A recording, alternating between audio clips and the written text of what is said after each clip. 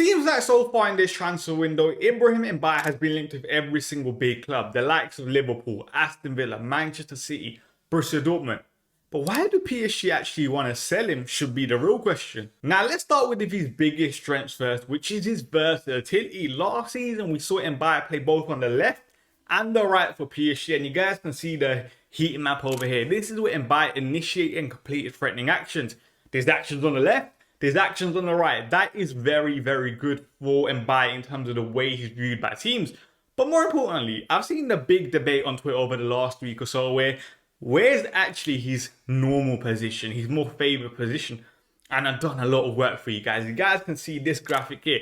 This looks at where Mbaye played from the under 14s to the under 17s in selected games. And most of his football was down the right. Even though he's right-footed, he prefers to play on the right-hand side. Now, his biggest strength on the football pitch, other than his versatility, you could argue, is his ability to carry the ball. He's extremely, extremely positive when he gets the ball driving at defenders. And you guys can see the graphic on the screen here, which looks at the top 5 leagues, wingers under the ages of 23 and their progressive actions. Who is number 4 on that list?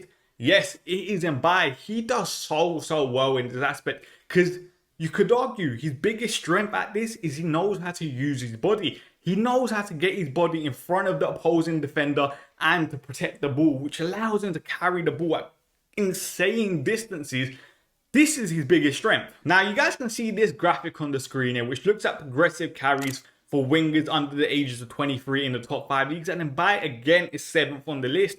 This is his biggest asset. But then, I feel like when I'm talking about his progressive numbers, I need to do justice to his actual passing capabilities because he can actually pass the ball reasonably well. You guys can see this graphic here. This looks at where Mbaye advanced the ball and created threat. And you guys can see his carry numbers are sensational, but his passing numbers are not too bad. And again, you guys can see this action from both sides. There's no angle bias like that in his game, which is a big positive. Now, I feel like there's a common misconception in terms of the way wingers progress the ball. In terms of a lot of people say wingers with higher progressive numbers are normally the ones hogging the whip just because it's less congested in those sort of areas of the football pitch where they can carry the ball a bit more. But then you will see something like this with Mbaye, and this looks at progressive actions in those half spaces within the football pitch.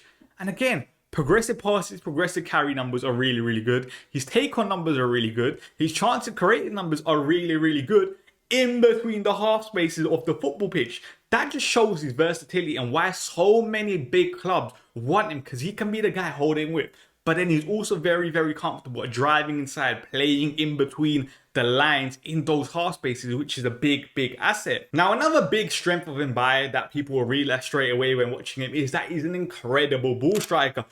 You guys know how much emphasis that I put into ball striking. If attackers have good ball striking capabilities, it can create half chances into goals. It can create opportunities out of nothing. And Mbaye certainly showed last season that he can do that. Now, you guys can see the numbers on the screen here. You could argue this is an area of his game that can potentially explode into something even more. Because you're looking at shooting numbers and he averages over 2 shots per game. But that is bang average. Non-penalty XG, not too bad either.